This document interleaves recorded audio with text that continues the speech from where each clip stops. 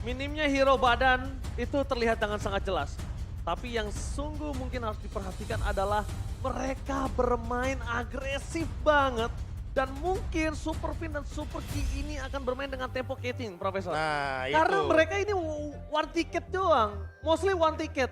Lu masuk Rave, Blazing Duet, or segala macam, lu nggak agak Nah, cukup itu dia. kurang kuat untuk sustain. Itu tapi ada satu hal yang mau aku bahas juga bahwa ketika dengan hadirnya Farsha dan tiba-tiba ada pick dari Cecilian, sepertinya kita akan mengingat-ingat kembali dari 3 hero nya terlebih dahulu, ketimbang kita melihat secara langsung 5 hero yang tadi muncul di drafting phase-nya Ranger Emas. Oke. Ya kan tadi kan 3 udah sempat kita lihat, Joy, Cloud, dan juga Farsha dari sebelah kiri, Geek Farm.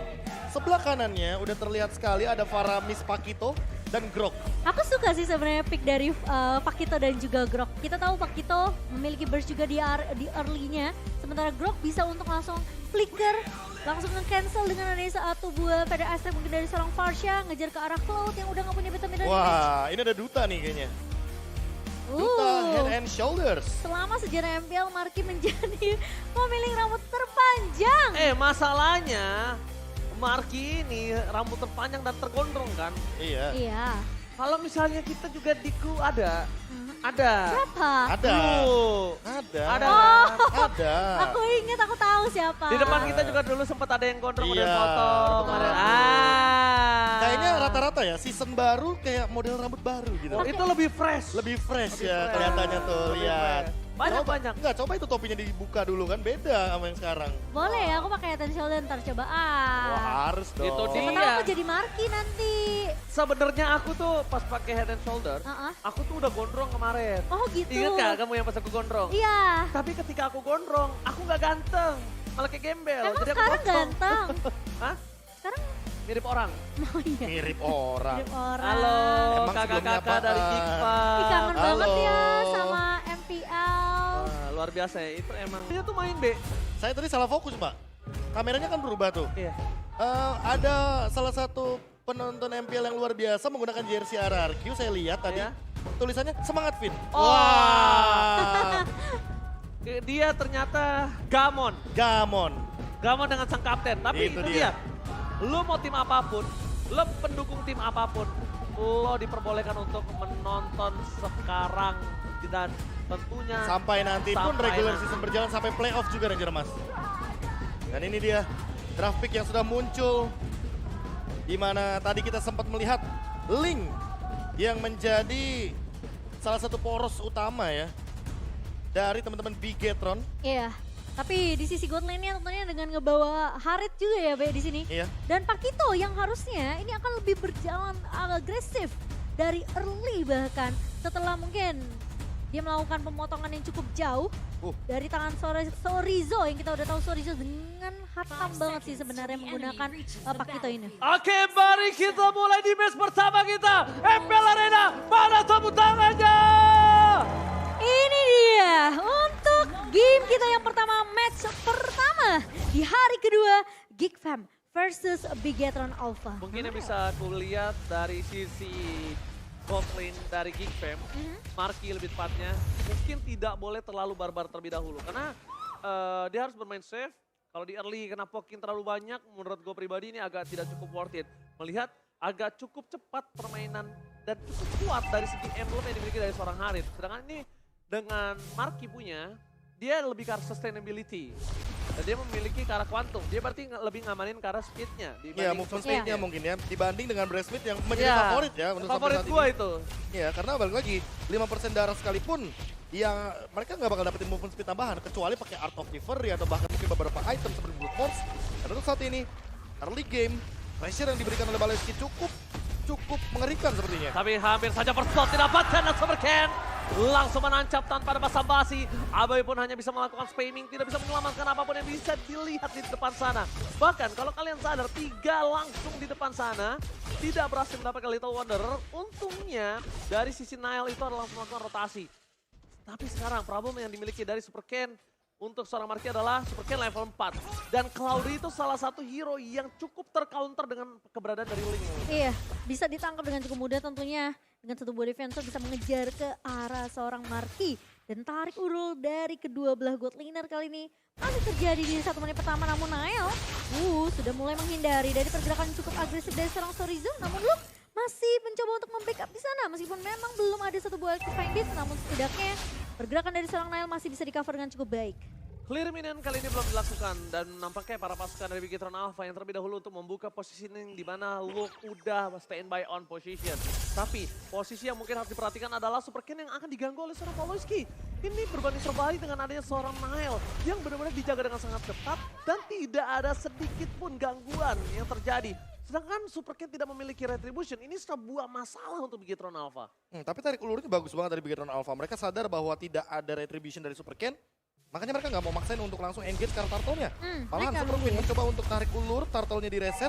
Dan bahkan Super Key kali ini sudah kembali ke arah mid lane dan menandakan bahwa mereka akan siap untuk melakukan team fight di area river. Oke, Pawlowski akan coba dimakan terlebih dahulu di depan sana. Watchers pun sudah dikeluarkan untuk defensif. Membuat para pasukan Bigetron Alpha mereka akan lebih tenang untuk melakukan invasi ke arah turtle. Jebakan Luka, terkena luka yang cukup sakit membuat dirinya harus mundur ke arah belakang. Nile versus everybody. Nile can't get to it. Karena secara tidak langsung Super Ken adalah salah satu player yang memiliki retribution terbaik di Indonesia. Ini dari pemain-pemain Bigetron Alpha mereka udah tahu dengan objektif yang harus didapatkan, tapi Aboy kebuka dengan satu buah Remote Manipulation. Super Key bakal coba ditahan, masih ada ke altar dan bahkan satu buah Tempest of Blade mencoba untuk menumbangkan satu pemain itu Nael yang tumbang dan bahkan dia turtle di reset Oji. Oh, turtle reset tapi Super Ken almost take down. Super Ken still survive at the bottom lane.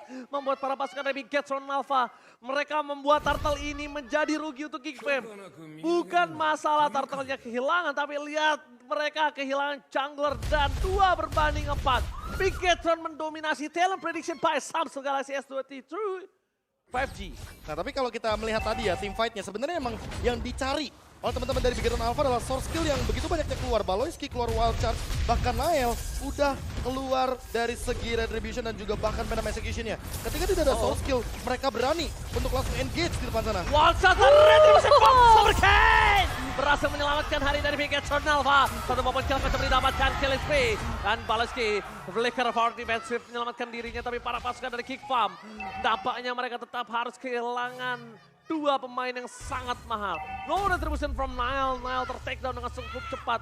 Burst damage yang tidak bisa dipungkiri. Dan memang the power of clear minion sekarang tambah lagi. Clear minion dari Pakuito itu nggak harus pakai knockout strike. Lu dengan cukup dash-nya aja itu bisa clear minion dengan sangat cepat. Ya, jab-nya sekarang sudah bisa memberikan damage kepada minion. Dan untuk sekarang, lihat bagaimana Super Sorizo dan juga Super Ken yang mencoba untuk memberikan ancaman invade di early game. Yang kali ini benar-benar ada di area bottom lane. Gila, pressure-nya datang terus dari area XP lane kali ini. Luke benar-benar dipukul mundur di zoning habis-habisan oleh Sorizo. Dan bahkan aku ngelihat performa dari Super Fin kelihatan lebih apa ya, lebih benar-benar menyatu banget sama pemain-pemain dari Bigetron Alpha. Semua follow up yang dibuka sama Super Ken terhadap satu buah The Way of Dragon dari seorang Super Fin. Ini ngebuat Super Fin tentunya dia nggak akan ragu untuk melakukan inisiasi. Dari 2 menit awal aku udah lihat bagaimana cara mereka untuk oh my god, Duel Dragon is on point. Lihat. Masih coba untuk ditahan. Seven Soul Flat, for offensive tapi nampaknya tidak terlalu berhasil di sana. Satu point kill, solo kill dari bottom lane. Didapatkan oleh Sorizo tanpa terlihat dari CCTV kamera lane of down. Tapi di sisi sebaliknya, lihat pasukan dari Bigetron Alpha memporak-porandakan sisi top lane dan Rico. Offside kali ini dikeluarkan oleh seorang Super Fin. Nah, mungkin aku ingin membahas sedikit di mana Super Fin kenapa berhasil kembali bermain seperti Fin awal-awal ketika di Frozen. Karena kalau kalian sadar, Fin gak harus ngejagain junglernya. Iya, ini dia. Fin gak harus ngejagain gold lane-nya. Dan Fin ini bermain lepas karena dia tahu, gue percaya jungler gue bisa bermain sendiri dan gue tinggal gimana caranya ngedinai rotasi dari seorang Geek Farm. Nah masalahnya itu sih, dari tadi ya Geek Farm yang aku lihat terlalu mengeluarkan banyak source skill. Lihat kayak Luke aja pas ada turtle, dia udah gak punya lagi electrifying beats. Dan untuk sekarang, dengan kehadiran dari satu orang XP laner, Super Sorizo, yang membuka satu ultimate mahal dari XP laner, artinya apa? Artinya team fight 4 lawan 4 ini tidak akan terjadi. Yang ada 3 lawan 4. 3 lawan 4, tapi nampaknya di sini mereka memenangkan laning di arah top lane, membuat Bigetron Alpha mengungguli dari 4.000 gold. Dan bahkan di arah mid lane mereka ingin memastikan terlebih dahulu source skill yang habis dari para pasukan Geek Farm.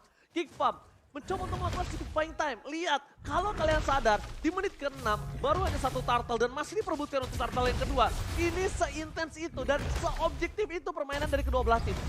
Ya, dan kelihatan zoningnya berjalan terus dari Bigetron Alpha. Mereka tahu setelah ini mereka bakal ambil objektif settle dan tentunya siapapun yang maju ke daerah river yang akan dipanis. Baloyski wall charge masuk tapi Aboy ngebuka satu body Nail!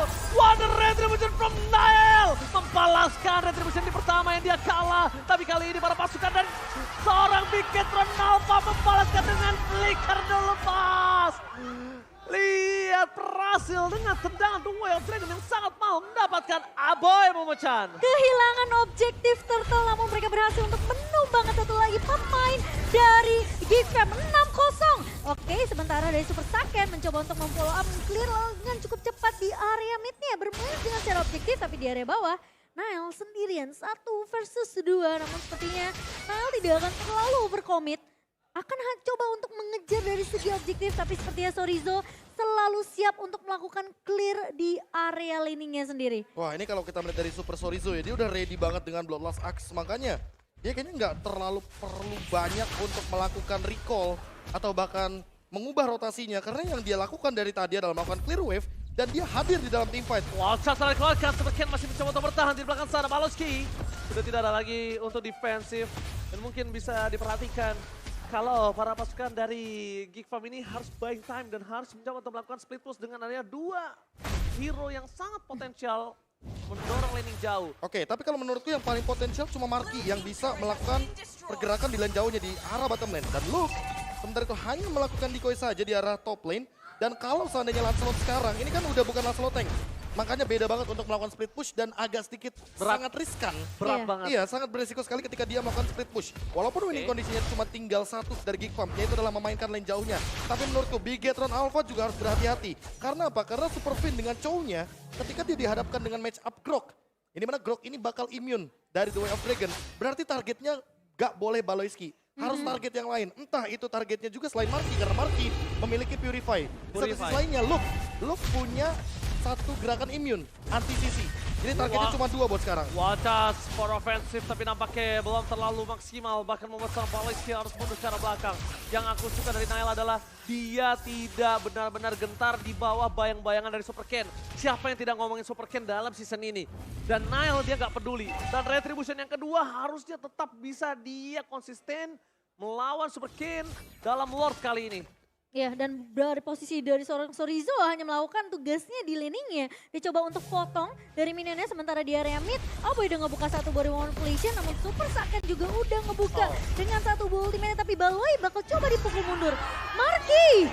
Solo pick off! Solo pick off di arah bottom lane from Super Sorizo. Yang lebih mahal lagi Momochan. Solo pick off, no sword skill untuk kontes Lord. Wow, Bigetron Alpha mendominasi one-sided dan tidak ada pecah telur sampai menit yang ke-10.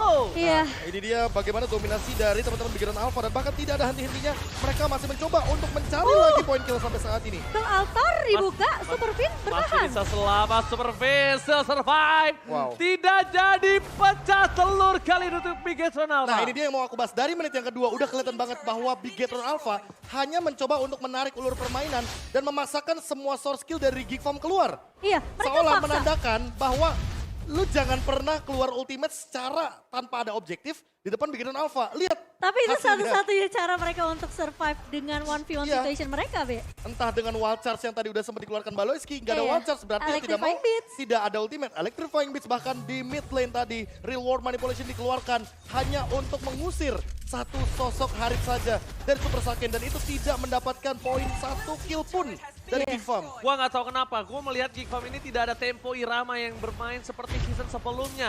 Dan bahkan Baloyski hanya menjadi tanker, bukan menjadi sosok yang bisa diikuti oleh para pasukan dari Geek Farm. Mereka kehilangan 1 poin kill kembali, solo pick off kembali terjadi. Marky, what happened Marky? Selalu di luar radar dari CCTV lane of down kita dan tidak terdeteksi oleh layar. Para pasukan dari Bigetron Alpha, mereka mencoba mendapatkan 1. Aboy masih dapat untuk bertahan, reward manipulation, keluar dan bahkan Baloyski tergocek begitu saja. What just for nothing? Para pasukan dari Bigetron Alpha, mereka berhasil mendapatkan poin kill tanpa harus terpick off. Masih 0 poin kill yang didapatkan Geek Farm. Tukang sampai ke Jabor God. Oh my god. Ini benar-benar jadi mimpi buruk untuk Geek Farm di game yang pertama. di match pembuka mereka yang dimana sekarang Supercan mencoba untuk menghindar dari seorang Luke, tapi akhirnya pecah telur. Nail berhasil untuk mendapatkan 1 point kill untuk GFM, tapi Nefesa boleh dibuka dan bahkan Marky masuk. Oji Kapan kedua yang Dragon Super Fan berhasil menyelamatkan tapi tidak bisa terlalu lama karena Gigfam memaksa untuk mendapatkan 1 point kill atas seorang Supercan.